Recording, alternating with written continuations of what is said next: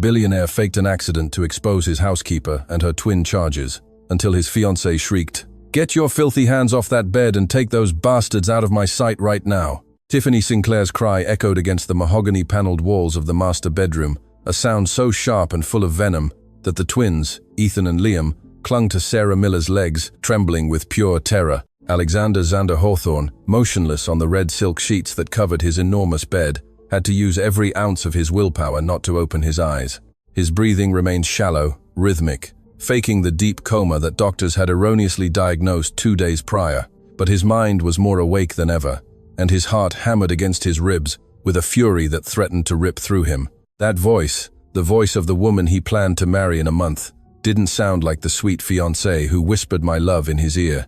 It sounded like a monster. Sarah didn't flinch an inch, even though her yellow rubber gloves, still on because she was cleaning the adjacent bathroom when she heard the commotion, trembled slightly. Her stance was that of a lioness protecting her cubs. She stood between Tiffany's rage and the little ones, covering their heads with her gloved hands, lightly staining her spotless blue uniform with the trace of her own fear, but holding her chin high. "Miss Sinclair, please lower your voice," Sarah pleaded. "Not for her, but for the man lying in the bed. Mr. Hawthorne needs peace. The doctor said that even if he doesn't wake, the environment must be calm. The children just wanted to give him a goodnight kiss. It's their routine." Peace. Routine. Tiffany let out a dry, cruel laugh that chilled Xander's blood.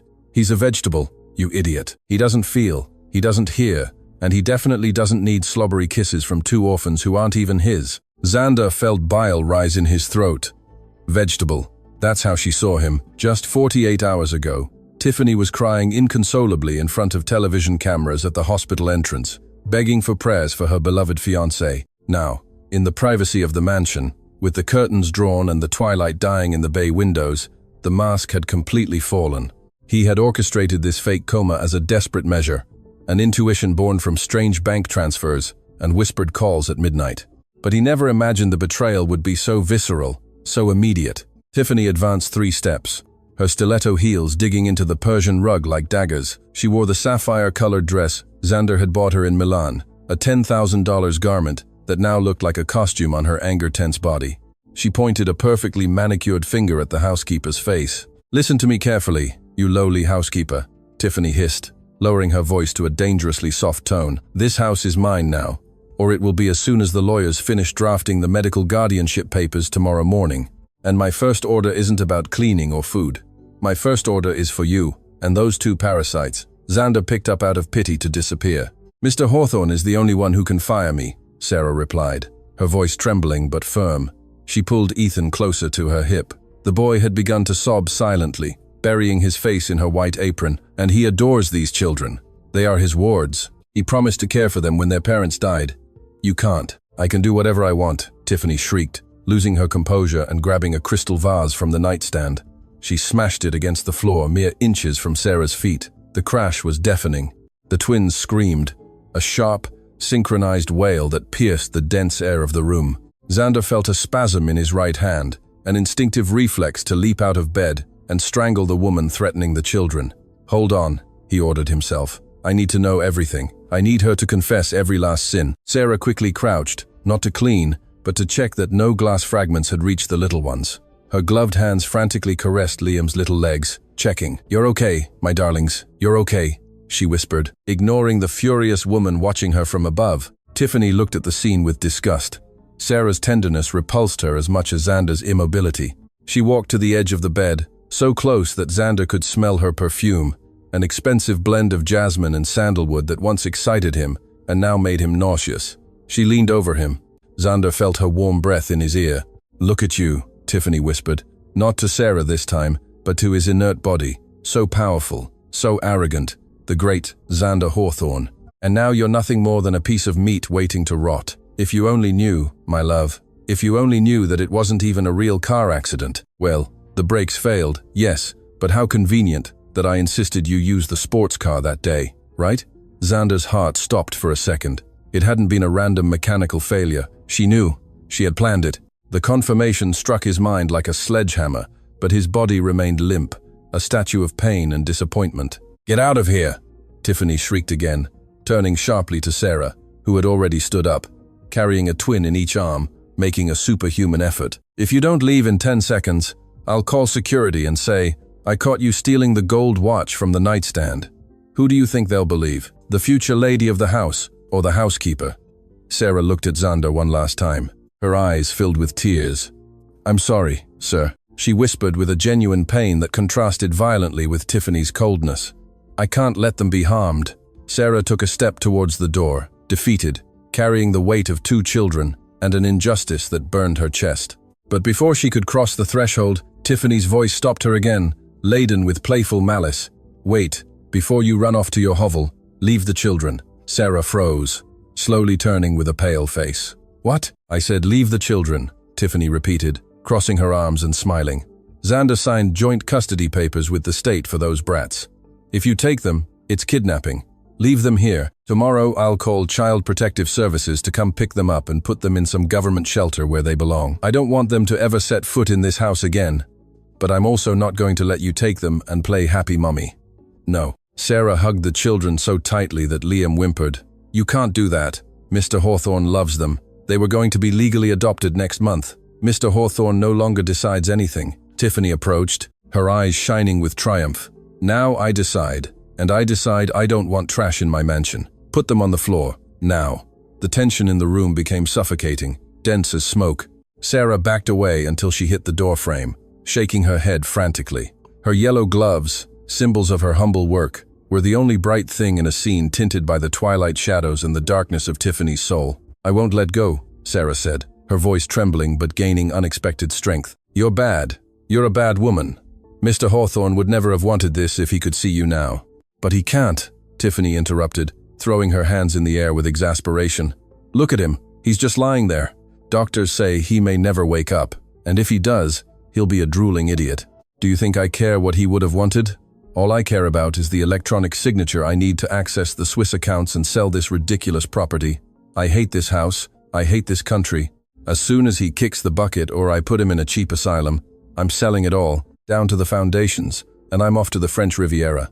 Xander listened to every word, every syllable falling like molten lead onto his consciousness. Cheap asylum, sell my grandparents' house, French Riviera. It was all a meticulously planned scheme, and he, blind with love, had been about to put a ring on the finger of his own executioner. Rage was giving way to a cold, calculating clarity. He needed her to incriminate herself further. He needed Sarah to resist just a little longer. Tiffany, frustrated by the housekeeper's disobedience, lost the little patience she had left. She walked to Xander's nightstand and picked up the landline. "Fine, we'll do this the hard way. Security, come to the master bedroom. The housekeeper has gone crazy. She's assaulting the children." She paused dramatically, looking at Sarah with a wicked smile. "And I think she's disconnected one of Mr. Hawthorne's life support machines. Come armed." She hung up the phone with a sharp bang. "That's a lie," Sarah cried, panic finally breaking her barrier of bravery. She looked at the monitors. Everything was in order, but she knew that Tiffany's word was law in that house while the master was absent. "For God's sake, ma'am, have pity. Pity is for the weak and the poor, darling, and you are both." At that moment, Ethan, the twin Sarah held in her right arm, began to cry louder, stretching his little arms towards the bed where Xander lay. The bond between the boy and the billionaire was deep. Xander spent hours reading them stories, even when he was tired from board meetings. The child recognized the figure in the bed, even if he was immobile. "Dada," the child babbled between sobs, pointing at Xander. Tiffany rolled her eyes in disgust. "Make him shut up. I have a headache." "He wants his godfather," Sarah said, using the distraction to move laterally, away from Tiffany, but dangerously closer to the bed. "He knows you're there. He feels your presence. They say those in a coma can feel love." "Oh, please, spare me the cheap soap opera speech." Tiffany lunged forward with the intention of tearing Ethan from Sarah's arms. It was a quick, violent movement. Sarah twisted her body to protect the child, receiving a brutal shove that made her stumble. She fell to her knees on the rug, but miraculously didn't let go of the babies, cushioning the fall with her own elbows and knees. A moan of pain escaped her lips. "Give me those children!" Tiffany shrieked, grabbing Sarah by the shoulder of her uniform and shaking her. "Security will be here in a minute, and you're going to jail for kidnapping." "No!" Sarah struggled, kicking from the floor, an unequal battle between a woman dressed in silk and a young woman in a service uniform. "Leave us alone." In the struggle, Tiffany accidentally hit Xander's leg, which was under the covers. It was a strong, dull blow. Xander didn't move a muscle despite the pain, but his mind was screaming, "Enough! That's enough!" Tiffany, gasping for breath from the effort, stepped back to catch her breath and straighten her disheveled hair. She looked scornfully at Sarah on the floor. "You're pathetic. Look how you defend a man who doesn't even look at you. Do you think I haven't noticed?" Tiffany let out a poisonous laugh. "Do you think I don't see how you look at him when you serve him coffee? Are you in love with him? The servant in love with the prince. What a disgusting cliché. He would never notice someone like you. You are invisible, Sarah. You are furniture. And now you are trash. I'm going to throw out." Sarah, with tears streaming down her cheeks, looked up. She didn't deny the accusation. Instead, she looked at Tiffany with a dignity that expensive clothes could never buy. "Maybe I'm invisible to him," Sarah said softly, "but at least my love is real. I would take care of him even if he didn't have a cent. You only love his checkbook, and that, Miss Sinclair, makes you much poorer than me." The slap echoed throughout the room. Tiffany had struck Sarah with the back of her hand, with such force that the young woman's lip split, leaving a trickle of blood running down her chin. The twins burst into hysterical tears. "Shut your mouth," Tiffany yelled, out of herself. "No one talks to me like that. I'm going to make sure you never get a job in this city again. I'm going to destroy you." Tiffany turned her back to the bed, to look for something blunt to threaten the girl with while the guards arrived. She didn't see what happened next. Behind her, on the red silk sheets, Xander's right hand closed into a fist. His knuckles turned white. The heart monitor cables, which until then had marked a slow, steady rhythm, began to accelerate, beeping urgently. Beep, beep. Tiffany froze as she heard the change in the monitor. She turned slowly, expecting to see Xander convulsing or dying, which would facilitate her plans. "What now? Finally dying, you useless," she muttered, approaching the bed with morbid curiosity. Sarah, from the floor, opened her eyes in astonishment. She had seen something Tiffany had not. She had seen the clenched fist. She had seen the tension in Xander's jaw. Tiffany leaned over him once more, roughly checking his pulse in his neck, her long nails digging into his skin. "Come on, do me a favor and just die already." The sentence died in her throat. Suddenly, Xander's eyes opened. They were not glassy or lost. They were focused, dark, and burning with a glacial fire that promised hell. He fixed his gaze directly on Tiffany's terrified eyes. Before she could scream or recoil, Xander's hand shot up and grabbed Tiffany's wrist with an iron grip, stopping her in midair. The silence that followed was more terrifying than any scream. Sarah put a hand over her mouth to stifle a sob. Xander slowly sat up, without releasing Tiffany's wrist, who trembled like a leaf. Her face drained of all color. He didn't scream. His voice was a hoarse, deep, and lethal whisper. "Let go of my children." The air in the room froze. The only sound was Tiffany's ragged breathing and the faint hum of the medical monitors, which now testified to an accelerated heart rate, not of a dying man, but of a man ready for war. Xander's hand remained clamped to Tiffany's wrist like a steel manacle, his fingers pressing so hard that her fingertips began to turn purplish. "Let me go," Tiffany shrieked, a mix of sharp pain and pure terror distorting her perfect face. "You're hurting me. Are you crazy?" Xander didn't blink. His dark eyes, which minutes earlier had seemed empty, now drilled into her with terrifying lucidity. He ignored her complaint, ignored her pain, and slowly, with a physical effort that cost every fiber of his atrophied being, he sat completely on the edge of the bed. His legs, weak from days of feigned inactivity, touched the floor. But it was the adrenaline of fury that kept him upright. "Pain." Xander's voice was raspy, as if he had swallowed glass, but it resonated with absolute authority. "Pain is what you planned for these children. Pain is what I felt when I heard how you planned to sell me like old cattle." Sarah, still on the floor, covered her mouth with a hand, her eyes wide. The twins, sensing the drastic change in the room's energy, stopped crying and looked with curiosity at the imposing figure of their godfather, who seemed to have returned from the dead just to defend them. "Xander, my love, you don't know what you're saying." Tiffany instantly tried to change tactics, her sociopathic brain searching for an escape. "It's the trauma. The accident affected your head. You're hallucinating. I was trying to protect you from this woman. She was robbing you. I swear." Xander let out a short, dry, humorless laugh. With a sharp movement, he pushed Tiffany's hand away from him, making her stumble backward. She collided with the dresser, knocking over several perfume bottles that shattered, filling the air with a sweet, cloying scent that contrasted with the violence of the moment. "Robbing?" Xander asked, standing up. He swayed slightly, and Sarah made a move to get up to help him, but he raised a palm to stop her. He had to do this alone. The only thief in this room is you, Tiffany. I've heard every word, every insult to Sarah, every threat to the children, and most interestingly, your confession about my car's brakes. Tiffany's face lost all color, turning an ashen white. She opened her mouth to deny, but the words got stuck. That was a joke. I was nervous. I didn't know what I was saying, she stammered, backing towards the door, looking for an escape. A joke? Xander took a step towards her, dragging his right foot slightly, but advancing inexorably. You almost killed me, and now you wanted to destroy the only good thing left in my life. At that precise instant, the bedroom door burst open. 3 uniformed security guards, with weapons holstered but hands on their batons, stormed into the room. They had rushed up after Tiffany's call. "Miss Sinclair, we're here," shouted the head of security, a burly man named Jack O'Connell.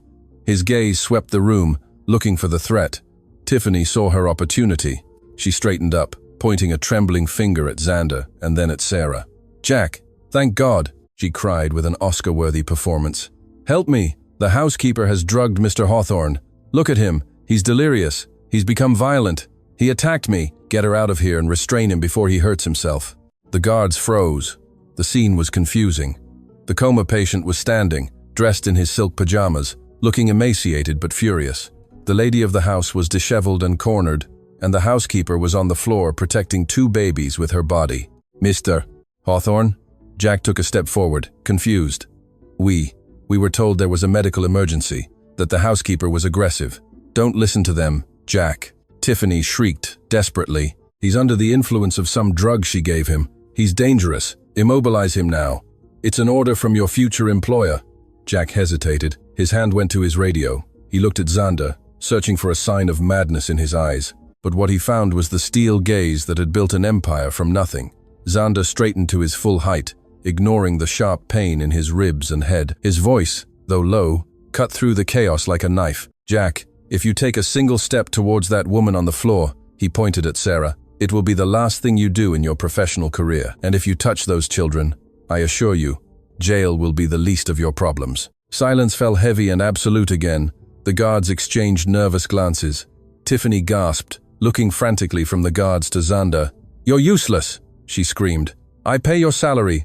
Obey me." "You don't pay anything, Tiffany," Xander said, advancing until he stood in front of the guards, physically interposing himself between them and Sarah. "My signature is on the checks, my name is on the building, and my patience has run out." Xander turned to Jack. "Who owns this house, Jack?" The guard swallowed, lowering his hand from his equipment. "You do, Mr. Hawthorne. Good. Then listen to my first clear order in 2 days." Xander pointed at Tiffany with a contemptuous gesture, as if pointing at a trash bag. "Get this woman off my property now." Tiffany let out a cry of disbelief, a sharp, shrill sound that echoed through the mansion walls. "You can't do this to me," she bellowed, clinging to the doorframe when one of the younger guards tried to approach her. "I'm your fiancé. We have a wedding in 4 weeks. I have rights. I live here." "Not anymore," Xander replied with glacial coldness. He walked slowly to the nightstand, where a small remote control was hidden behind a lamp. He picked it up and pressed a button.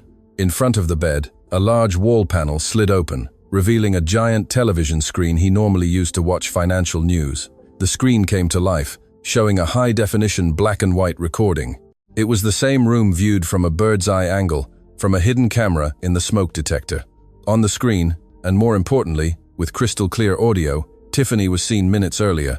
"He doesn't feel, he doesn't hear, and he definitely doesn't need slobbery kisses from 2 orphans. As soon as he kicks the bucket, or I put him in a cheap asylum, I'm selling it all, down to the foundations."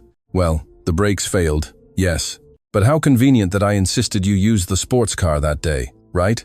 Tiffany's voice filled the room, her own evil rebounding against her. The security guards looked at the screen, and then at the woman with a mixture of horror and professional disgust. Jack O'Connell, the head of security, tightened his jaw. He had served the Hawthorne family for 10 years. Loyalty became clear in an instant. Tiffany stared at the screen, paralyzed. There was no possible defense. Her confession was not only morally repugnant, it was an admission of attempted murder. That's edited," she whispered faintly, knowing no one would believe her. Xander turned off the screen with a definitive click. "That recording has already been automatically sent to the cloud and my personal lawyer, Xander lied, though the technology did exist. He wanted to see her crumble completely. The police will be here in about 20 minutes to discuss the details of my car's brakes. You have two options, Tiffany. Walk out on your own 2 feet and wait to be arrested on the street, or be dragged out of here like the criminal you are, in front of the entire staff. Tiffany looked around. She saw herself alone, totally alone. Her power, which she believed absolute 10 minutes ago, had evaporated like mist. Her gaze fell on Sarah, who had already stood up with the help of a chair, hugging the twins who now watched the scene in silence. The hatred in Tiffany's eyes transformed into pure, concentrated venom. "You!" she hissed at Sarah. "This is all your fault, housekeeper. You'll pay for this." "Jack!" Xander barked, losing his cold calm for a second at the threat to Sarah. "Get her out now." Jack didn't hesitate this time. He signaled to his 2 men. Both advanced and took Tiffany by the arms. They were not gentle. They held her with police firmness. "Let go of me, gorillas. You don't know who you're dealing with." Tiffany screamed, kicking and losing a shoe in the process. Her dignity crumbled with every step they dragged her towards the hallway. "Xander, you'll regret this. I'm going to sue you. I'm going to tell everyone you're crazy." Her screams faded down the hallway, echoing downstairs, a cacophony of insults and empty threats that finally drowned out when the heavy main door of the mansion slammed shut on the ground floor. The silence that remained in the room was deafening. Xander stood in the middle of the room, trembling slightly. The adrenaline was leaving his system, and the pain from his real injuries, bruised ribs, and a damaged leg from the accident returned with force. He put a hand to his side, wincing. "Sir?" Sarah's voice was soft, fearful. Xander slowly turned to her. For the first time in months, he saw her, truly saw her.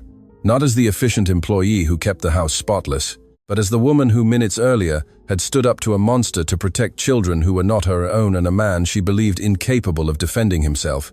He saw the trickle of blood on her split lip. He saw the red mark beginning to form on her cheek where Tiffany had struck her, and he saw how, despite everything, her arms had not let go of Ethan and Liam for a second. "Sarah," he said, his voice cracking with emotion and exhaustion. His legs gave out. It wasn't a faint, but a collapse from exhaustion. Xander fell to one knee, supporting himself with a hand on the floor to avoid falling flat on his face. "Mr. Hawthorne." Sarah reacted instantly, carefully placing the children on the soft rug and rushing to him. She knelt beside him, ignoring the rules of distance between employer and employee. She placed one hand on his back and the other on his arm, supporting him. "You're hurt. I should have called the doctor. You shouldn't have gotten up like that," she said, distressed, pulling a handkerchief from her pocket to wipe the cold sweat from his forehead. Xander lifted his head, and their gazes met mere inches apart. He could see the gold in her eyes, filled with such genuine concern that it hurt his heart. "Are you okay?" he asked, ignoring his own condition. "She hit you. I saw it. Forgive me. Forgive me for not waking up sooner. Forgive me for bringing that woman into this house." Sarah shook her head, her eyes filling with tears again. "That doesn't matter, sir. What matters is that you're alive." She sobbed once, releasing the tension. "I thought, when she said about the asylum, I thought I'd never see you awake again." At that moment, they felt small hands touching them. Ethan and Liam had crawled to them. Liam grabbed Xander's pant leg and pushed himself up, wobbling. "Daddy," the child said again, clear and strong, putting his little hand on Xander's knee. Xander looked at the little one. They were not his blood. They were the children of his deceased best friend. But at that moment, with the woman who had defended them at his side, and the child looking to him for refuge, Xander understood that blood mattered least of all. He extended his trembling hand and caressed Liam's cheek. Then he looked at Sarah, and for the first time, let down the mask of the untouchable billionaire. "Thank you," Xander whispered. "Thank you for saving them. Thank you for saving me." Sarah held his gaze, and in that shared silence amidst the remnants of broken perfumes and the echo of a battle won, something fundamental changed between them. The invisible barrier of social classes had cracked, and through the crack, a new and dangerous light began to enter. "Help me up, Sarah," he asked softly. "We have a lot to do, and I think I'm going to need you more than ever." The effort of standing up and the outburst of anger had taken their toll. Xander felt his legs were made of lead, and his head spun as if he were on the deck of a ship in a storm. He clung to Sarah's arm, his fingers digging into the rough fabric of her uniform, not out of aggression, but out of sheer necessity for an anchor. She, despite being much smaller and thinner, became a pillar of steel. She didn't falter. She put her arm around his waist, supporting much of his weight, and with gentle but firm movements, guided him back to the rumpled bed. Slowly, sir, slowly, she whispered with that voice that seemed to have the power to calm hurricanes. It's over. She's gone. You're safe. When Xander finally sat on the edge of the mattress, he let out an involuntary groan. The pain in his ribs, a physical reminder of the accident Tiffany had orchestrated, pulsed violently. Sarah reacted instantly. I'm going to call Dr. Peterson, she said, turning towards the phone. You need to be checked. You're pale and sweating cold. No. Xander's order was a lash, stopping her dead. He reached out and caught her wrist. Don't call anyone. No one. Sarah. But, sir, you're not well. Dr. Peterson signed my coma diagnosis, Xander said, breathing with difficulty, his dark eyes seeking hers. He said I didn't hear, that I didn't feel, and I was there, trapped in my body, listening to him joke with Tiffany about how long it would take me to die. Xander gritted his teeth, the betrayal burning more than his injuries. I don't trust anyone in a white coat right now. I just need a moment and water. Please. Sarah nodded slowly, understanding the terror behind the billionaire's fury.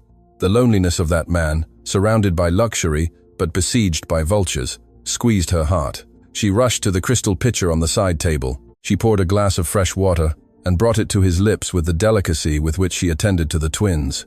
Xander drank eagerly, his trembling hands covering hers to hold the glass. The contact of Sarah's skin, warm and hard-working, against his, cold and aristocratic, sent an electric current that both felt but neither mentioned. Finishing, he leaned against the velvet headboard, closing his eyes for a second. When he opened them, his gaze was no longer in the void, but on her face. Come closer, he asked. Sarah hesitated, smoothing her apron nervously. I'm here, sir. Closer. I want to see what she did to you. She took a timid step towards the bed.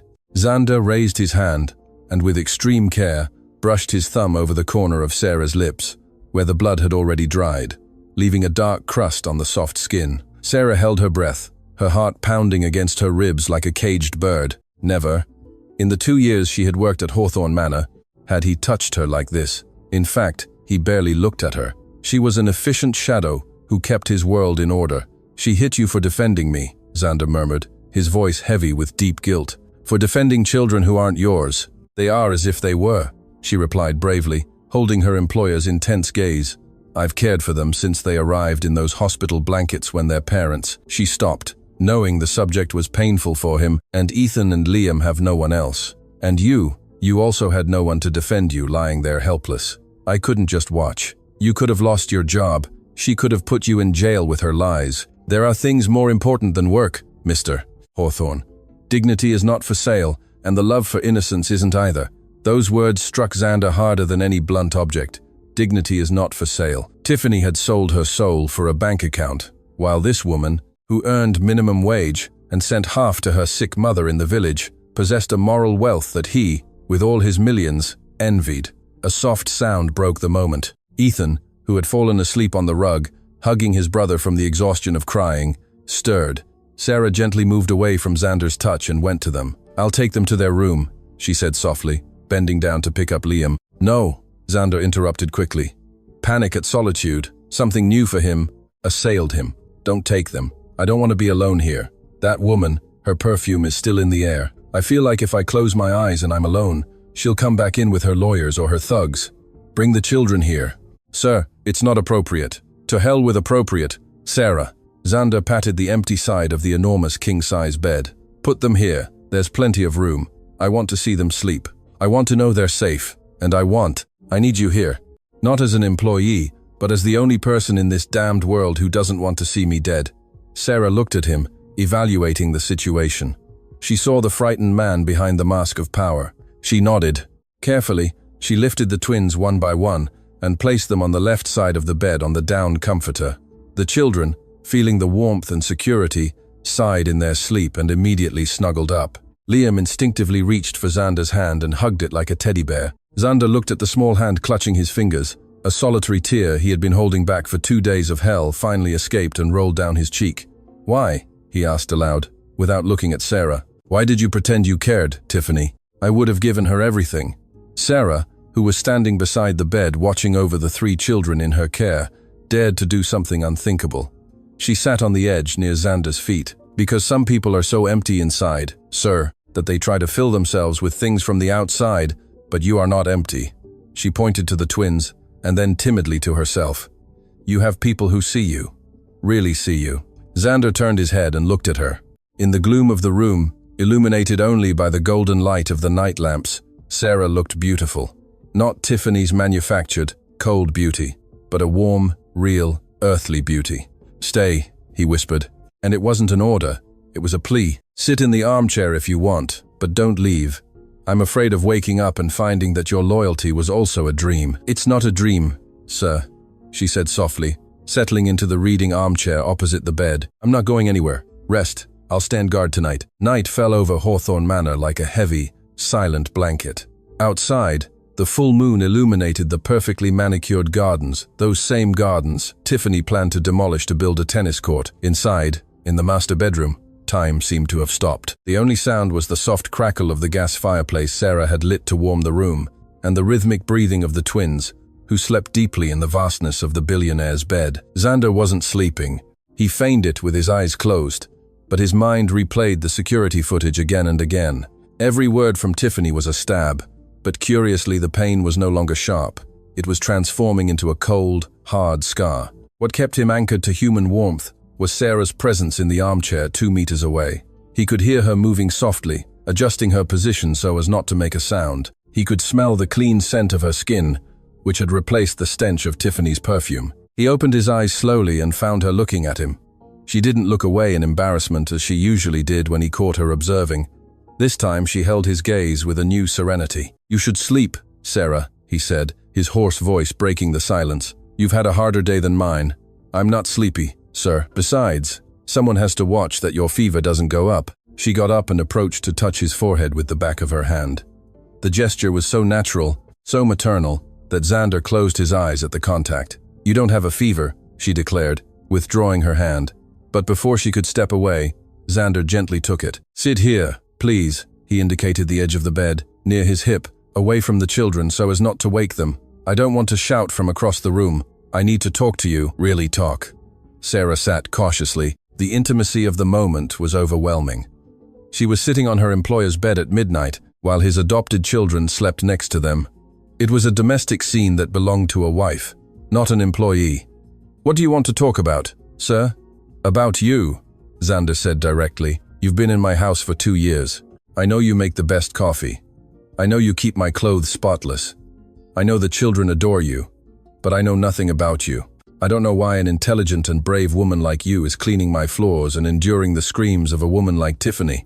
Sarah lowered her gaze to her hands, which rested in her lap. She slowly took off her yellow gloves, revealing hands reddened by hard work, but delicate. "There's not much to tell, sir. My mother fell ill 3 years ago. Diabetes. The medications are expensive. I left my nursing studies to work. I needed quick, secure money. This house, your house, paid better than the hospital." Nursing, Xander looked at her in surprise. "No wonder you knew how to move me, how to check me. I only did 3 semesters, but I learned that caring for someone isn't just giving medicine, it's being there, it's listening." Xander nodded, absorbing the information. "Tiffany called you starving, and you didn't defend yourself, because the truth doesn't offend, sir. I am hungry, hungry to help my mother, hungry for these children to grow up happy, hungry for a peaceful life. Miss Sinclair has another kind of hunger, hunger for power. That's the one that destroys. Mine builds." Xander remained silent, amazed. How had he been so blind?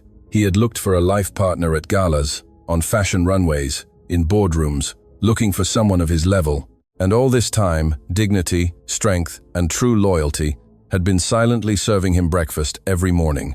"As of tomorrow, that's going to change," Xander said with determination, straightening slightly on the pillow. "You're not cleaning floors anymore, Sarah." Her face filled with panic. "Are you going to fire me, sir? Please, if I did something wrong, let me stay here." No, listen to me." Xander squeezed her hand to calm her. "I'm promoting you. I want you to be the official governess for Ethan and Liam, and I want you to be my personal assistant. I need someone I can trust blindly to handle my private affairs while I recover and while I clean up the mess Tiffany left in my life." "Sir, I don't know anything about business. You know about people, Sarah. You saw Tiffany's evil long before I did. That's worth more than any university degree. I'll triple your salary and get the best specialists for your mother." Sarah put her hands to her mouth, her eyes filling with tears. "Mr. Hawthorne, I don't know what to say." "Say yes, Because a war is coming, Sarah. Tiffany isn't going to stay quiet. Tomorrow morning, when the shock wears off, she'll call her lawyers. She'll say I assaulted her. She'll say you manipulated me. She'll try to destroy both of us to get a multi-million-dollar separation settlement. I need an ally. I need a battle companion. Sarah wiped away her tears and raised her chin. The fragility disappeared, replaced by that same determination she had shown in front of Tiffany. Then, count me in, Mr. Hawthorne. I won't let her near this family again. Family, Xander repeated, savoring the word. He looked at the sleeping twins and then at Sarah. Yes, that's us. A strange, broken, mended family. They were about to say something more. The air between them charged with an emotional tension that bordered on romantic, when a sharp sound broke the bubble of peace. Xander's cell phone, which was on the nightstand, vibrated and lit up. It was an unknown number, but then a text message appeared on the locked screen, visible to both of them. Tiffany, I hope you enjoy your night with the housekeeper. Tomorrow you'll see the news.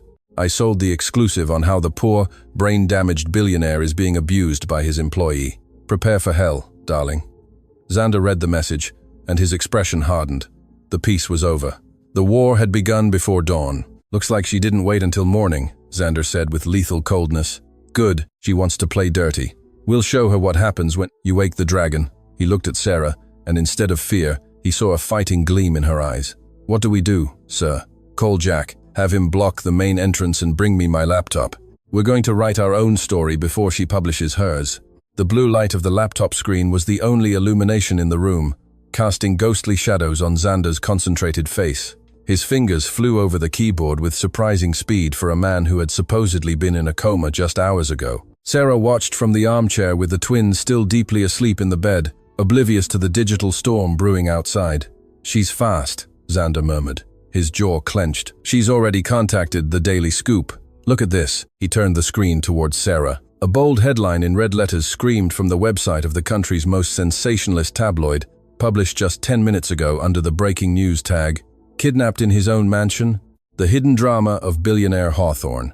Close sources claim housekeeper, taking advantage of magnate's vulnerable state, has seized control of residence and forbids access to his fiancée. Socialite Tiffany Sinclair fears for twins' safety. Sarah felt the ground open beneath her. She put a hand to her chest, feeling a physical pang of pain. My God, she whispered, reading the first lines of the article, which quoted an anonymous and devastated source, who was clearly Tiffany. They say I'm drugging him, that I'm an opportunist, that I want his fortune. Sir, they're going to come for me. The police are going to come for me. Xander slammed the laptop shut, but not with anger towards her, but with determination. No one is going to come for you, Sarah. Tiffany has made the classic amateur's mistake. She shot before she aimed properly. Xander picked up his phone and dialed a number. It wasn't even 2 a.m., but on the third ring, an alert male voice answered. Mr. Hawthorne, is that you? The medical report said. I'm awake, Arthur, and I'm lucid. Xander cut in with a voice of steel. Arthur was his head of public relations and crisis management, a man who could clean up an oil spill with a napkin if asked. Listen carefully, because I don't have much time before the press surrounds the house. Tiffany Sinclair has launched a smear campaign. I want you to prepare a press conference in the mansion gardens for 8 a.m. Summon everyone, television, print media, independent bloggers, everyone. Sir, with all due respect, the Daily Scoop article is going viral. Twitter is on fire. People are calling for the housekeeper's head. I'm not going out to defend myself, Arthur. I'm going out to attack. Prepare the outdoor projection equipment. I want the giant LED screen we use for summer parties installed at the main entrance. And I need my legal team here by 7 a.m. with a restraining order and a lawsuit for attempted murder and defamation. There was a silence on the other end of the line, followed by the sound of papers rustling quickly. Understood, sir. And Miss Tiffany, she's the star of the show, Xander said with a cold smile that didn't reach his eyes. Make sure she knows about the conference. She'll want to be there to play the victim in front of the cameras. Let her in. I want her in the front row. Hanging up, Xander turned to Sarah. She was trembling, looking at the door as if expecting a mob to burst in at any moment. Sarah, look at me. Xander reached out and, despite his rib pain, leaned over to take her hands. You are not the villain of this story, and tomorrow the whole country will know it. But I need you to be strong. Tomorrow you're going to have to stand by my side in front of those cameras. I can't, sir. I'm just the nanny. They'll eat me alive. You saw what they wrote. They say I'm your lover, that I'm a witch. Let them say what they want until 8 a.m. Xander gently lifted her chin so she would look him in the eyes. Tomorrow, you won't be in uniform. Go to the guest dressing room in the East Wing. There are clothes my sister left last time she visited. Elegant clothes. Choose whatever you want. Tomorrow, you won't be behind me serving water. You'll be by my side as the woman who saved my life. But why are you doing this for me? She asked, a solitary tear escaping her eyes. Couldn't you just fire me, give me money, and send me away to avoid the scandal? It would be easier for you. Xander sighed, and for a moment the mask of coldness completely broke. Because for 2 days, while I was in that darkness listening to the woman who supposedly loved me plan my death, the only thing that kept me sane was your voice. I heard you singing to the children. I heard you defending me when you thought I couldn't hear. Sarah, you were my light, and a hawthorn never abandons someone who showed him loyalty. Now go, try to rest for a couple of hours. Tomorrow the war begins. Sarah nodded, wiping her tears. There was no turning back. She got up, looked at the twins one last time, and left the room with a new dignity.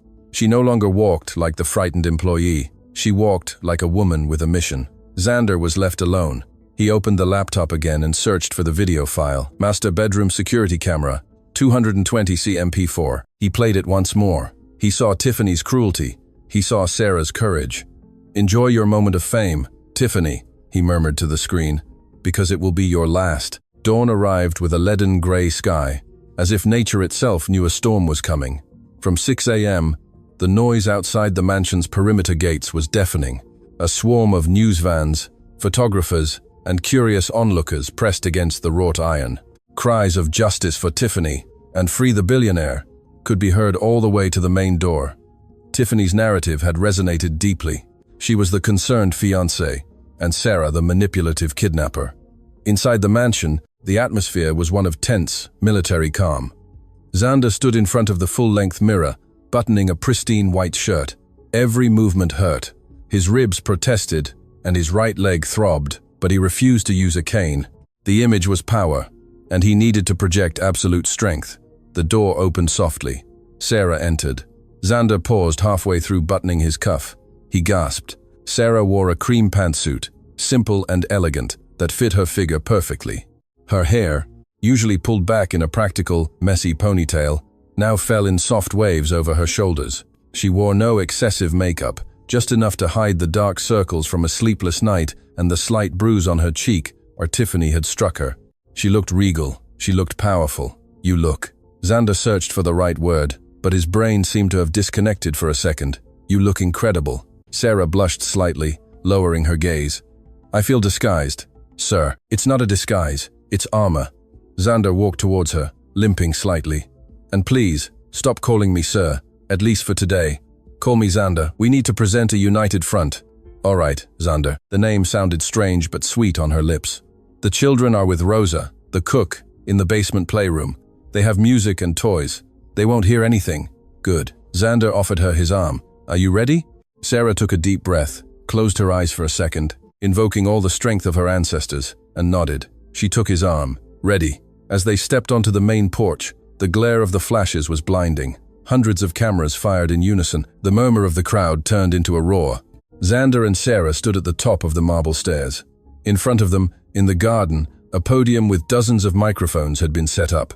To one side, the giant LED screen was off, black and ominous.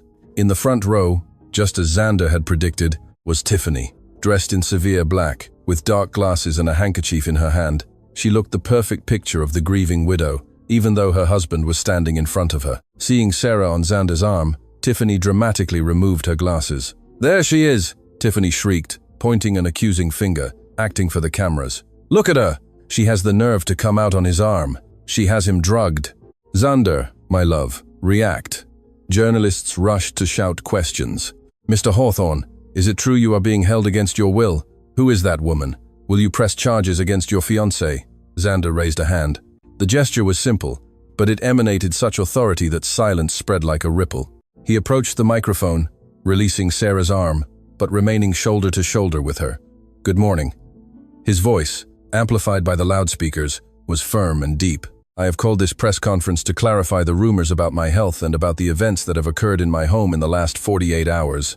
Tiffany interrupted, sobbing loudly. Tell them the truth, Xander. Tell them how that woman has brainwashed you. I just wanted to take care of you." Xander fixed his gaze on Tiffany. There was no love, not even hatred, only absolute contempt. "The truth, Tiffany, is something you don't know, but today, everyone will know it." He paused dramatically. "It has been said that I am being manipulated.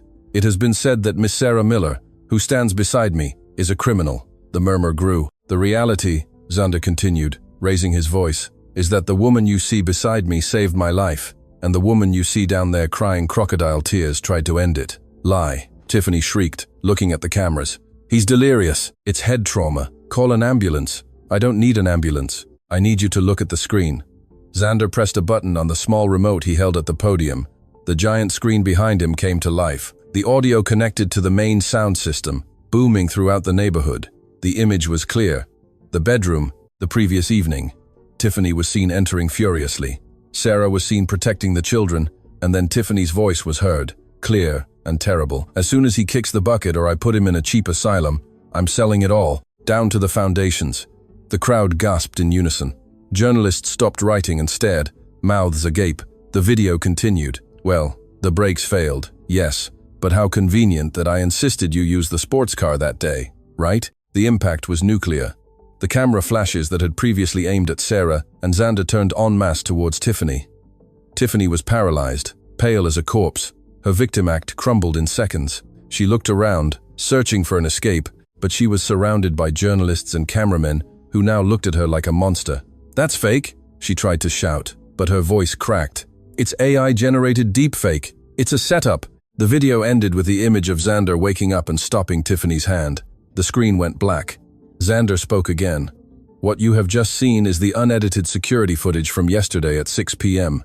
The metadata has already been delivered to the police who are waiting at the service entrance." At that moment, 2 police officers and a detective entered the frame, pushing their way through the press. They walked directly towards Tiffany.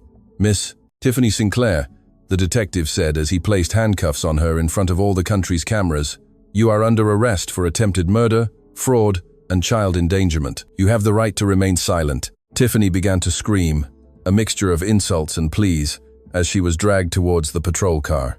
She passed in front of the podium, and for a second, her eyes met Sarah's. There was no remorse in Tiffany, only pure, distilled hatred. "This isn't over," Tiffany shrieked, spitting towards the ground. "The children! You don't have the final adoption papers. They'll never be yours. I made sure of that." The patrol car door slammed shut, silencing her threats, but the damage was done. The last sentence hung in the air. Xander felt a cold knot in his stomach. What had she done with the papers? The press erupted in applause and shouts, celebrating poetic justice, cheering Xander and Sarah as real-life novel heroes. Sarah, however, wasn't smiling. She squeezed Xander's arm. "Did you hear that?" she whispered, ignoring the ovation. "The adoption papers. She said she made sure they'd never be yours." Xander looked at the adoring crowd, but his mind was already on the next problem. They had won the public battle, but Tiffany, even defeated, had left a time bomb. "Let's go inside," Xander said, his face darkening. "Call the lawyer now." The echo of applause and camera flashes faded as soon as the heavy oak doors of the main entrance closed behind them, isolating the chaos from the outside world. The mansion, which minutes before seemed a stage of triumph, instantly transformed into a cold, silent vault. Xander let out the breath he had been holding, and with it went the upright posture of a man of steel. He staggered, his hand seeking the wall for support, a grimace of pain crossing his pale face. The adrenaline had evaporated, leaving only the sharp pain in his ribs and the icy terror that Tiffany's last words had injected into his veins. "Xander." Sarah was at his side in a second, holding him by the elbow, her concern for him battling her own. "Sit down, please. I'll call the doctor right now." "No," Xander bellowed, straightening with a violent effort. "No time for doctors. I need to get to the office now." They walked as fast as Xander's battered body allowed, crossing the grand foyer towards the west wing, where his private office was located. Upon entering, Xander didn't go to his desk, but to an impressionist painting hanging on the side wall. He moved it with trembling hands, revealing a built-in safe. His fingers quickly dialed the combination, the twins' birthday. The metal door opened with a soft click. Xander reached in, searching for the blue leather folder that contained his family's future. His fingers fumbled in the emptiness. "It's not here," he whispered, his face losing what little color he had left. "What?" Sarah approached, looking over his shoulder. "What are you looking for?" "The blue folder, the original documents of the biological parents' rights, cession, my friend's will, the adoption application, everything was here." Xander began frantically pulling out other documents, throwing stacks of bills and property titles to the floor, as if they were trash. Tiffany had the combination. I gave it to her in case something happened to me. At that moment, the desk phone rang. It was the internal security line. Xander answered, activating the speakerphone. "Mr. Hawthorne," Jack O'Connell's voice sounded tense. "I know you said you didn't want visitors, but there's an official van at the gate. It's not the press. They have government logos, Child Protective Services. They have a court order. They insist on entering." Sarah put her hands to her mouth, stifling a cry. Her knees buckled, and she had to lean on the desk. "They're already here," she murmured in horror. "Tiffany didn't just steal the papers," she called them. "She set this up." Xander slammed his fist on the desk, ignoring the pain. His mind raced. Tiffany had played her last card with calculated malice. If she couldn't have the money, Xander wouldn't have happiness. She had used the days he was in a coma to using her notarized fiancé powers, withdraw the adoption application and report a dangerous situation. "Jack, buy me time. Don't open the gate yet. Say the electrical system is failing. Whatever. Just give me 5 minutes," Xander ordered and hung up. He turned to Sarah. She was pale, her eyes full of tears, but she wasn't hysterical. She was thinking. "Mr. Hawthorne," she corrected quickly, "if we don't have the original papers, legally you're not their father. In the eyes of the law, you're a single man who just woke up from a coma, embroiled in a criminal scandal with your ex-fiancé. And you're the housekeeper who, according to Tiffany's report, has me kidnapped." Xander completed bitterly. "It's the perfect scenario for the state to intervene. They'll say the environment is unstable. They'll take them to a temporary shelter until the situation is clarified. And clarifying this could take months or years. They won't survive in a temporary shelter," Sarah said, her voice hardening. "Liam needs his special asthma medicine. Ethan has night terrors and only calms down if I sing him that specific song. If they take them, they'll separate them, they'll destroy them. I won't let them take them." Xander limped to the desk and took a handgun from a locked drawer. "No!" Sarah lunged at him, putting her hand on the weapon. "Don't do something crazy. If you pull that out, you'll lose the children forever and end up in the cell next. There has to be another way.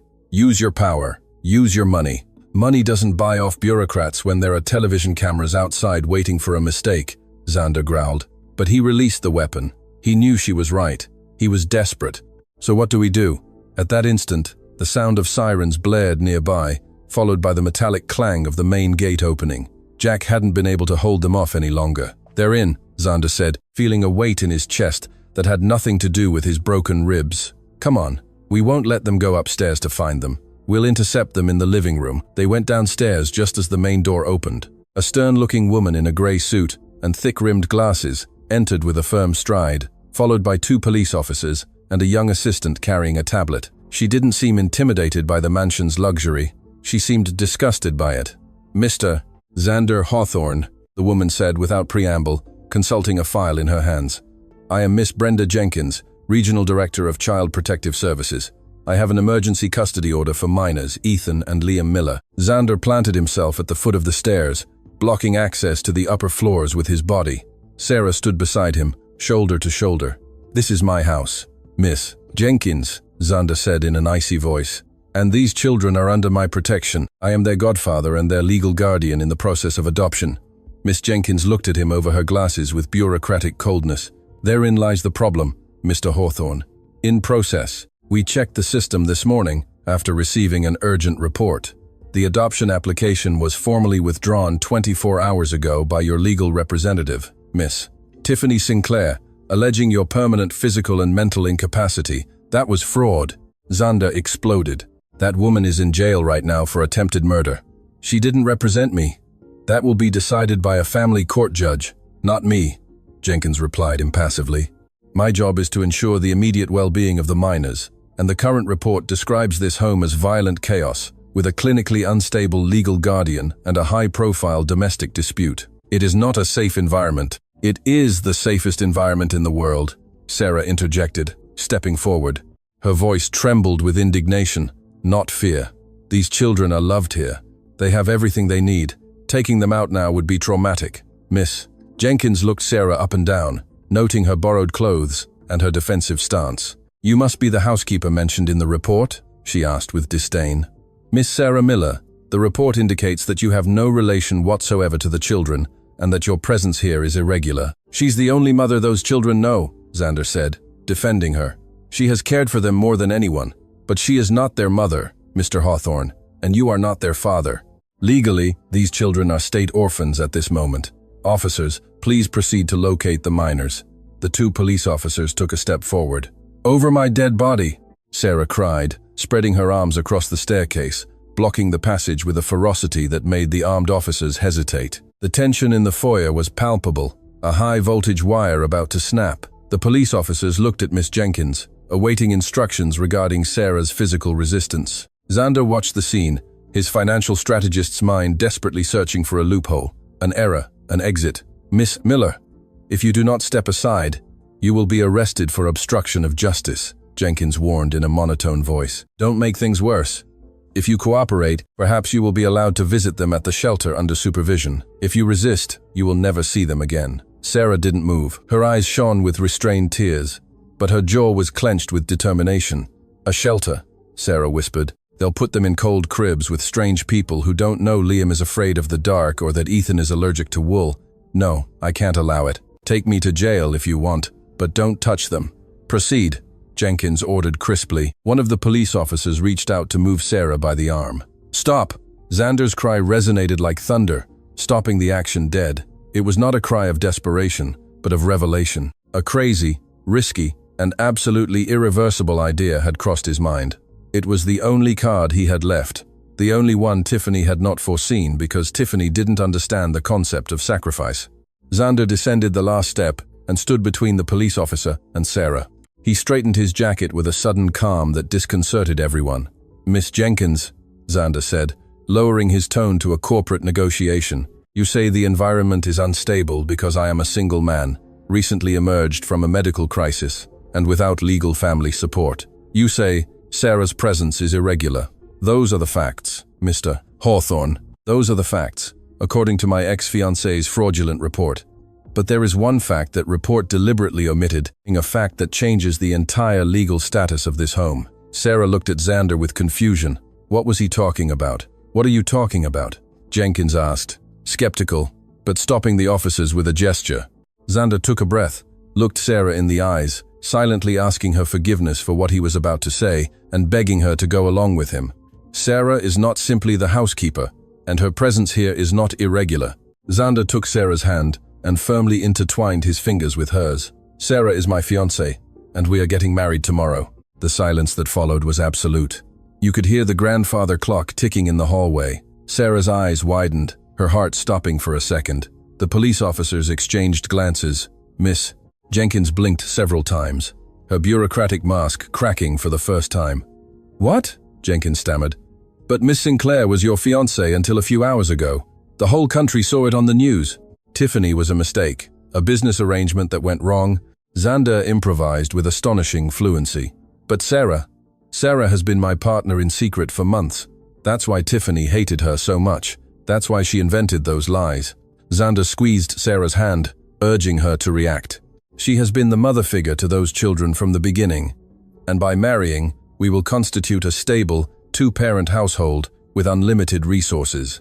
According to the principle of prioritizing family stability over state custody, family stability takes precedence over state custody." Jenkins frowned, processing the information. She knew he was right in legal theory. If there was a marriage and a stable home, the state preferred not to spend resources on institutionalizing children, but she smelled a lie.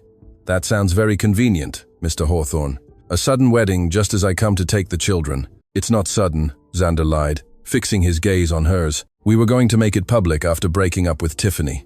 The accident merely accelerated things." Jenkins looked directly at Sarah. "Miss Miller, is this true?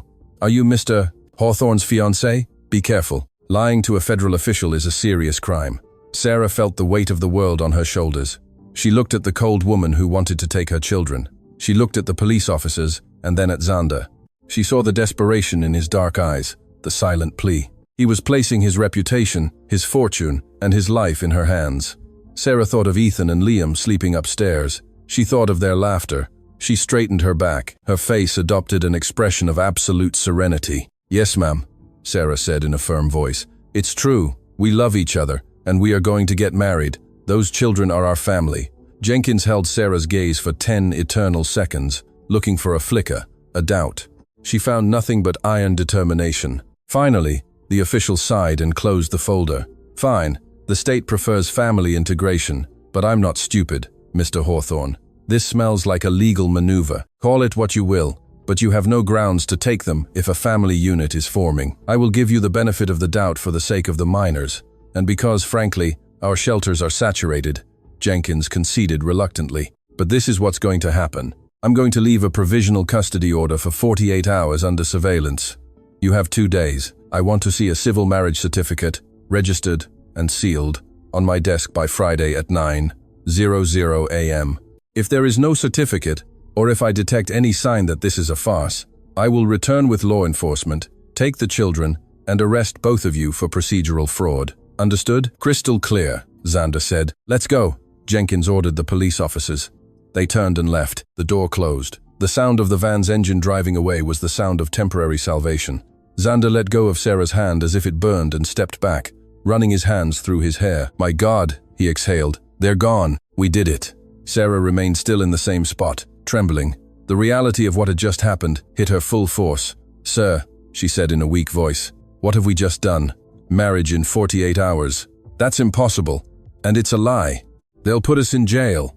Xander stopped and turned to her. His face no longer held the panic from before. Now it had a new, dangerous intensity. He approached her slowly, ignoring the pain in his body. "It doesn't have to be a lie, Sarah." Sarah took a step back, bumping into the stair railing.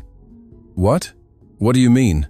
Xander stopped in front of her, invading her personal space, but not touching her. His presence filled the entire foyer. "We just signed a verbal contract with the state to save those children. I can't marry alone, and I wouldn't trust any other woman in the world for this. Tiffany taught me that romantic love can be a death trap, but what you and I have..."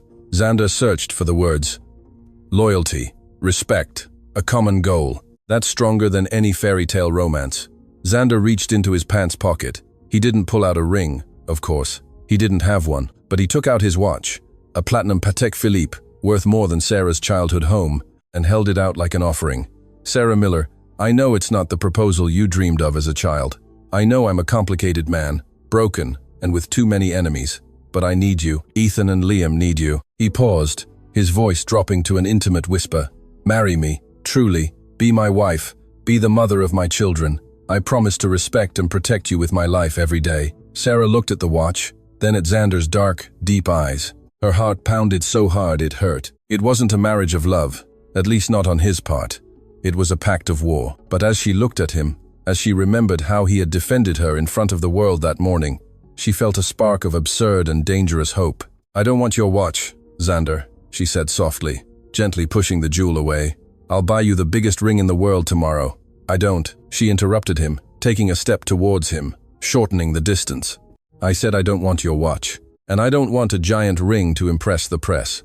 If I'm going to do this, if I'm going to give my life to this madness, I want something real. I want to know that I'm not just an employee with a new title." "You're not," Xander assured vehemently.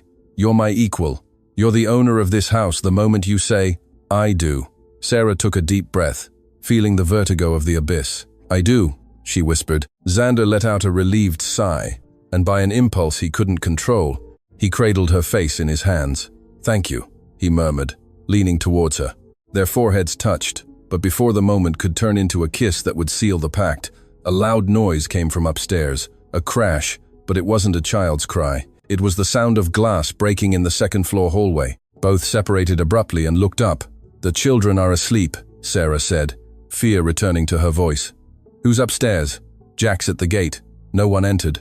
Xander frowned. Then they saw a shadow move on the upper floor's railing, a hooded figure who had been hiding in the house all along. "Sarah, go to the children. Lock their room door and don't open it for anyone but me," Xander shouted, completely forgetting the sharp pain in his ribs and the limp in his right leg. The instinct to protect had erased any trace of physical weakness. Sarah didn't hesitate. There were no stupid questions or horror movie hesitations. She understood that, at that moment, obedience was survival. She turned and ran upstairs, but towards the east wing, where the twins' room was, while Xander took the opposite direction towards the west wing, where the noise had come from. Xander took the steps 2 at a time, gritting his teeth. His body, atrophied by days of inactivity and battered by betrayal, screamed at him to stop. But adrenaline was a powerful fuel. Upon reaching the second-floor hallway, he saw a shadow dart around the corner towards his private office, the same place where he had earlier discovered the empty safe. "Hey, stop right there," Xander bellowed, advancing down the hallway. The figure didn't stop. The sound of furniture being dragged and papers falling could be heard. The intruder was looking for an exit, or worse, looking for something else. Xander reached the office door and pushed it open with his shoulder. The room was in shadow, illuminated only by moonlight streaming through the broken window. The wind stirred the heavy curtains like ghosts. In the center of the room, a hooded figure dressed entirely in black was frantically stuffing documents into a backpack. It wasn't a killer. It was a thief or a cleaner. "Drop that," Xander ordered, his voice low and dangerous, as he closed the door behind him, locking himself in with the threat. The intruder turned sharply. He wore a balaclava, but his eyes, visible through the holes, were filled with panic. In his hands, he held something that made Xander's heart stop. The blue leather folder, the adoption papers. "Let me go," the intruder cried. The voice was young, trembling, and vaguely familiar.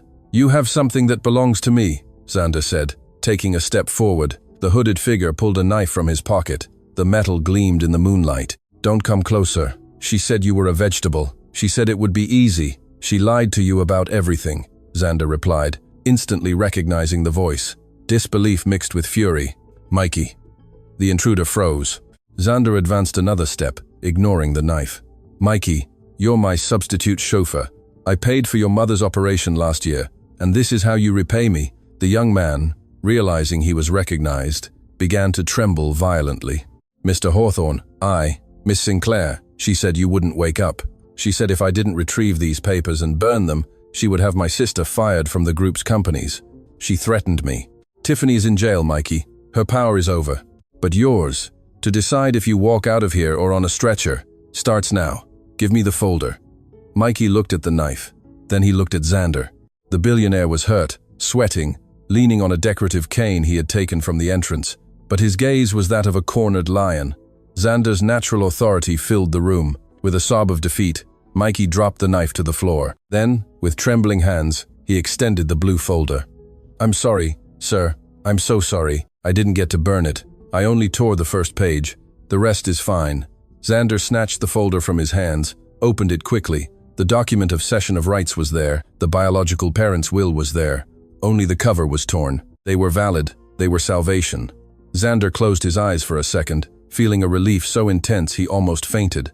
"Go," Xander said, without looking at the young man. "Leave the way you came in. Disappear from this city. If I ever see you near my house or my family again, I won't call the police. I'll come for you myself. Thank you, sir. Thank you." Mikey didn't wait for a second chance. He jumped out the window onto the balcony and climbed down the trellis like a rat fleeing a sinking ship. Xander was left alone in the ransacked office, clutching the blue folder to his chest, as if it were pure gold. The pain in his ribs returned with a vengeance, making him double over. The office door burst open. "Xander!" It was Sarah. She had disobeyed the order to stay locked up. She ran in with a fireplace poker in her hand, ready to hit anyone. Seeing Xander alone and standing, she dropped the iron and ran to support him. "I heard screams. Are you okay? Did he hurt you?" "I'm fine," Xander gasped, collapsing onto the leather sofa. "He's gone. It was Mikey. Tiffany sent him to destroy this." He showed her the blue folder. Sarah touched it as if it were a sacred object. Her fingers brushed the worn leather. "The papers," she whispered with tears in her eyes. "We have them. Yes, we have the papers, and we have 48 hours. Xander looked at Sarah, her face sweaty and pale, illuminated by a strange mixture of exhaustion and triumph. "We already have the underlying legal custody. Now we just need to fulfill my promise to Miss Jenkins." Sarah looked at him, confused for a second, and then remembered. "The contract with CPS. The wedding," she said. "Yes, the wedding." Xander tried to smile, but it was a grimace of pain. "Sarah, I know this is crazy. I know we barely know each other beyond these walls. But you just came to rescue me with an iron poker. I think that says more than any marriage vow." Sarah looked at the poker lying on the floor, and then at Xander. She knelt in front of him, taking his cold hands in her warm ones. I didn't come to rescue billionaire Xander. I came to rescue the man who defended my children. If I have to marry you for Ethan and Liam to stay in this house, I will marry you tomorrow, even if it's a lie to the world." Xander looked at her deeply. Maybe it doesn't have to be a complete lie. At least the part about loyalty. "That's real, isn't it?" "That's real," she affirmed. "Then rest. Future Mrs. Hawthorne." Xander squeezed her hand. "Tomorrow will be the longest day of our lives. And I need you to look radiant, because Tiffany will see the photos from her cell, and I want her to know, without a doubt, that she has lost." The next day dawned with radiant sunshine, a mocking contrast to the internal chaos living in the mansion's inhabitants. There was no time for romance or doubts. From 7 a.m., the house became an operational headquarters. Xander, fueled by powerful painkillers and willpower, coordinated everything from his phone, lawyers drafting prenuptial agreements to protect against future lawsuits from Tiffany, though Sarah refused to read them, signing everything without looking, saying, "I'm not interested in your money, only the children." Event organizers finding a judge willing to come to the house on such short notice, and stylists brought in under strict confidentiality contracts. Sarah felt like a doll on an assembly line. She was taken to the guest wing where a team of 3 women bathed, styled, and made her up. There were no mirrors until the end. "Ready," said the head stylist, a French woman who seemed fascinated by the Cinderella before her.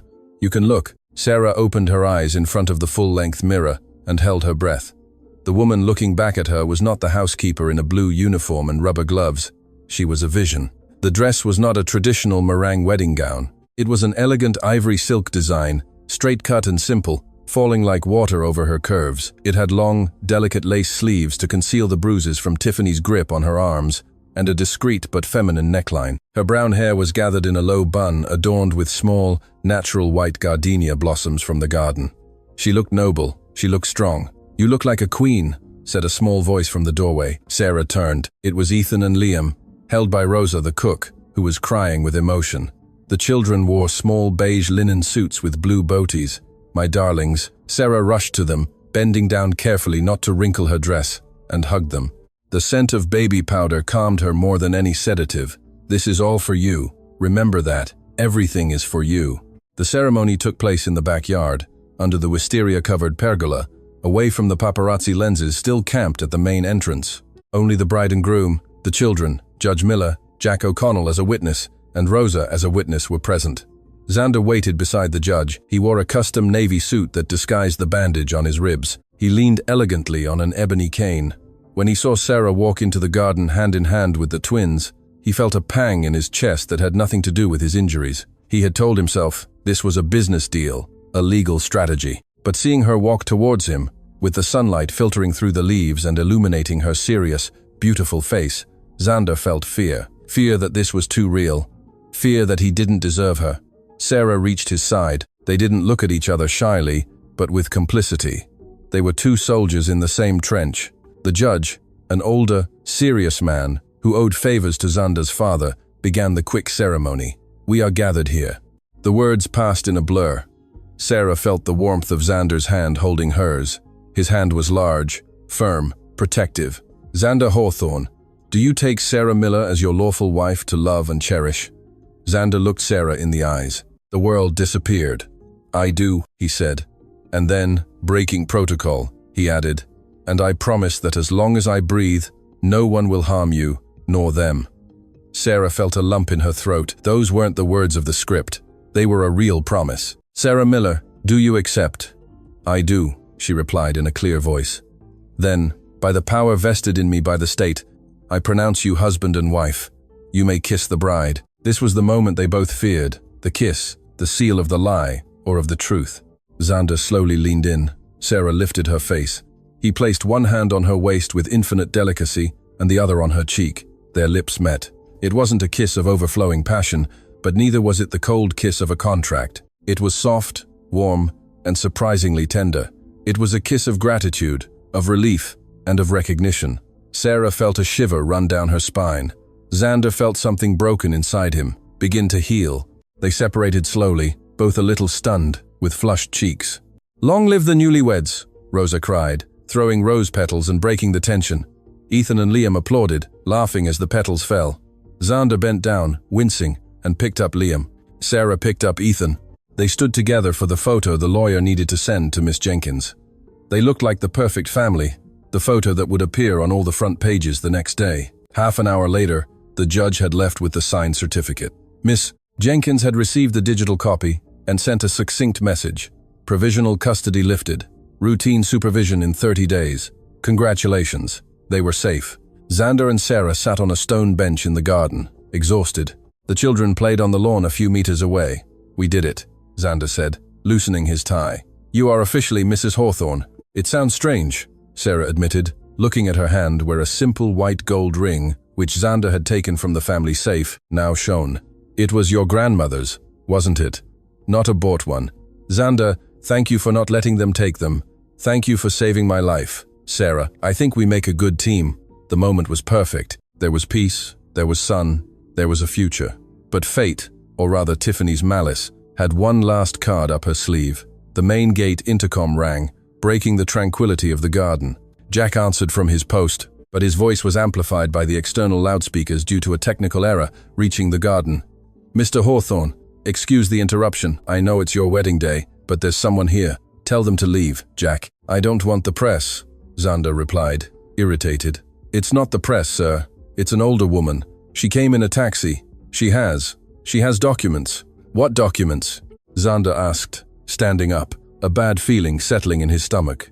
She says she's the biological grandmother of Ethan and Liam, and she says Tiffany Sinclair contacted her yesterday from jail to tell her where her kidnapped grandchildren were. Sarah jumped to her feet, her face losing all color. Her bouquet fell from her hands onto the grass. Grandma? Sarah whispered. The children's parents were orphans. They had no family. That's what the file says. Let her in, Jack.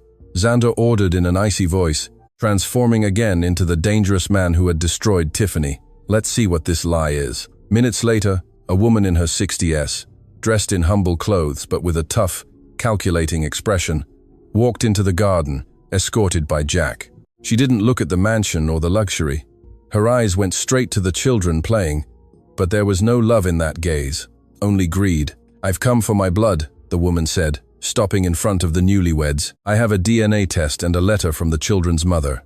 Tiffany told me you have a lot of money, but those children are mine. And if you don't want a child trafficking scandal on your wedding day, we're going to have to negotiate. Sarah took a step forward, protecting the children with her body, her wedding dress fluttering like a flag of war. Over my dead body, Sarah growled. Xander put a hand on his wife's shoulder. Calm down, my love, Xander said. And this time, my love sounded lethal to the intruder. The lady wants to negotiate. We'll negotiate. But I warn you, madam, you've just walked into the lion's den. The air in the garden, once filled with promises and the scent of jasmine, had become toxic. The woman, who called herself Dolly Mae Johnson, looked at the children with the same greed with which a wolf looks at an unprotected lamb.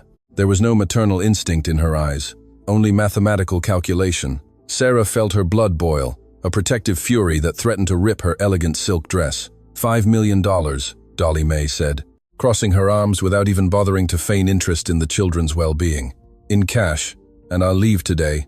I'll sign whatever you want. I'll relinquish parental rights, visiting rights, everything. But if you don't give me the money, well, the Daily Scoop will pay quite well for the story of the poor grandmother whose grandchildren were stolen by the billionaire. Xander let out a soft, dark laugh that made Dolly Mae take half a step back. He wasn't scared, he was offended by the mediocrity of the blackmail. He signaled to Jack, who remained a few meters away, his hand near his concealed weapon. To my office, Xander said in an icy voice. I'm not going to discuss trash in front of my children. My children are mine by blood, Dolly Mae retorted. Blood makes you a relative, Dolly Mae. Loyalty makes you family, and you know nothing about that. Walk. Sarah made a move to follow them, but Xander gently stopped her. Stay with them, my love. I don't want them to hear yelling. This will be quick. No, Sarah said, clenching her jaw. I'm their mother now. I'm your wife. We face this together. Rosa will stay with the children. Xander looked at her and nodded with pride. That was the woman he had married. Rosa, take them to the kitchen through the side. Lots of ice cream. Minutes later, in the mahogany office, where so many financial battles had been fought, Dolly Mae sat across from the desk, looking small and insignificant before the imposing presence of the Hawthorns. If you think you're going to intimidate me, you're wrong, the woman said nervously. Tiffany told me everything. I know your marriage is a sham. I know you're desperate to maintain appearances for Child Protective Services. I'm your worst nightmare. Xander sat behind his desk, ignoring the pain in his ribs. He opened his laptop and typed a few commands. The laser printer in the corner hummed and spit out a single sheet of paper. Xander took it, read it briefly, and slid it across the table to Dolly May. "What is this?" she asked, looking at the paper with suspicion. "Your biography, Dolly May," Xander replied calmly. "Tiffany made a mistake.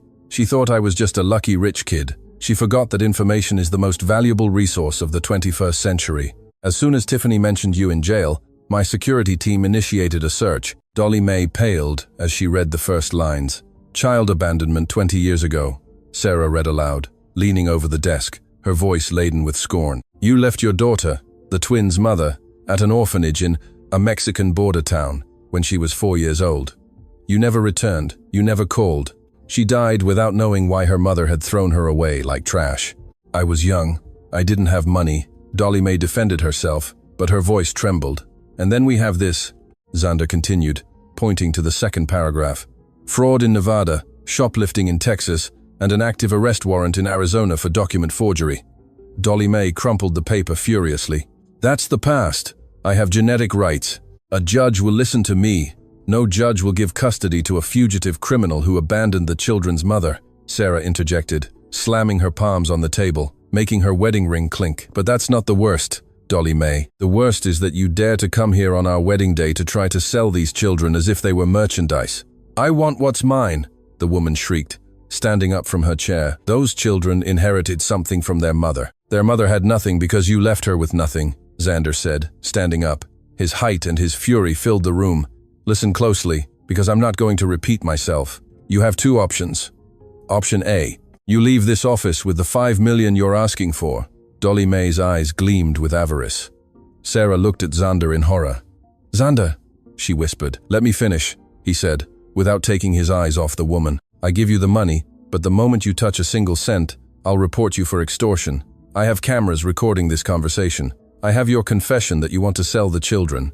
You will go to jail, in the cell next to Tiffany's. And believe me, my lawyers will make sure you don't get out until you're 90 years old." Dolly May's smile vanished. "Option B," Xander continued. "You leave now without money. Jack will take you to the bus station. I'll buy you a one-way ticket to anywhere more than 2,000 miles from here. And if you ever again mention the Hawthorne name or come within 100 feet of my children, I will reactivate the Arizona arrest warrant and pursue you with all the resources my fortune allows." The silence in the office was absolute. You could hear Dolly May's ragged breathing. She looked at the check Xander had pulled from the drawer but hadn't signed. She looked at Sarah's face, which was a mask of fierce determination, and she looked at Xander, the dragon Tiffany had awakened. Dolly May understood that she had lost. There was no easy money here. There was only a steel wall. "Damn you all," Dolly May mumbled, spitting the words. "I hope you rot with those screaming brats. Out," Sarah ordered. She didn't shout, but her voice had such authority that Dolly May instinctively recoiled. Dolly May grabbed her cheap purse and walked towards the door. Before leaving, she turned one last time. "Tiffany was right about one thing. He doesn't love you. He's just using you. When he gets tired of playing house, he'll throw you out just like I threw out my daughter." Sarah didn't blink. "The difference, Dolly May, is that I am not you, and he is not the man you think he is. Get out." The door closed. Jack, waiting outside, escorted the woman off the property and out of their lives forever. In the office, the tension snapped like a taut rope. Xander collapsed into his chair, exhaling deeply, wincing as he adjusted his injured leg. "Are you okay?" Sarah asked immediately, approaching him. Xander looked up and gazed at her, truly looked at her, his wife, dressed in a wedding gown, disheveled from fury, her eyes shining with unshed tears. "Better than ever," he replied. "It's over, Sarah. Tiffany is in jail. The supposed grandmother is gone. The adoption papers are safe. No one can touch us. It's over. It's over?" she repeated as if she couldn't believe it. She sat on the edge of the desk, exhausted. "And now what?" Xander reached out and took her hand. His thumbs caressed the back of her hand softly. "Now real life begins." Xander hesitated for a moment, and then spoke with a vulnerability he had never shown. "What that woman said, about me using you. I didn't hear it," Sarah lied softly. "I know why we did this, Xander. It was for the children." "Yes, it started for the children," he admitted. "But Sarah, I want you to know something. When I woke up from the coma and saw you fighting for them, something changed. And when I saw you today walking towards me at the altar, I didn't see a business partner. I saw the only woman who has been able to see the man behind the money. Sarah felt her heart pound wildly. What are you saying? I'm saying I don't want this to be a lie, Xander said, slowly rising to stand face to face with her. I don't want to sleep in separate rooms. I don't want to pretend for the cameras and be strangers at dinner. I want to try this for real. I want to be the husband you deserve. Sarah looked at him, searching for any trace of deception, but found only sincerity and a timid hope in his dark eyes. I don't want to pretend either, Xander, she confessed, her voice breaking. I think I loved you even before you woke up, when I cared for you. When I read books to you while you slept, I fell in love with your soul before I knew your voice. Xander smiled, a true smile that lit up his tired face and erased 10 years from it. He leaned in and kissed her. It wasn't the timid kiss in the garden. It was a passionate, hungry kiss. A kiss that sealed a pact, not of convenience, but of life. I love you, Mrs. Hawthorne, he murmured against her lips. I love you, Xander. A year later, the afternoon sun bathed the drastically changed Hawthorne Manor Gardens. Where once there had been cold statues and perfectly geometric hedges, there was now a colorful swing set, a playhouse, and bicycles strewn on the lawn. The house no longer looked like a museum. It looked like a home. A large table was set under the pergola. There were balloons, cake, and laughter. It was Ethan and Liam's third birthday. Xander was at the grill in an apron that read "The Boss," a joke gift from Sarah, flipping burgers with surprising dexterity. His limp had almost completely disappeared, thanks to months of physical therapy and his wife's nightly massages. He looked healthy, tanned, and above all, happy. Sarah came out of the house carrying a tray of juices. She wore a light summer dress that didn't quite hide her 6-month pregnant belly. She was radiant. "Daddy, look," Ethan shouted, running to Xander with a drawing in his hand. "Let's see." "Champ." Xander put down the tongs and bent down to admire the scribble. "Wow, it's a dinosaur." "Is it you?" The child laughed. "Exactly," Sarah teased, coming to his side and giving him a kiss on the cheek. "You make the same face when you're mad at the bankers." Xander put an arm around her waist and placed a hand on her belly. "How's the princess today?" "Kicking like she's playing soccer with her brothers." Sarah laughed.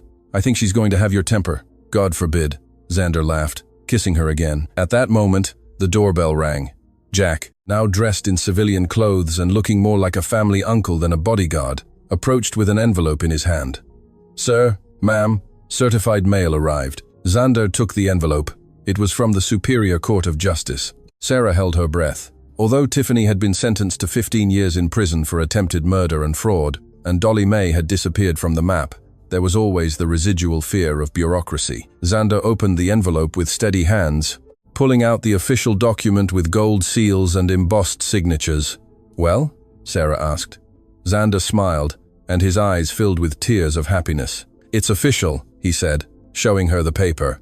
"The full adoption is irrevocable. Their last names are legally Hawthorne Miller. No one can ever take them away." Sarah let out a cry of joy and hugged Xander. The twins, seeing the group hug, ran to join in, clinging to their parents' legs. "What's happening?" Liam asked.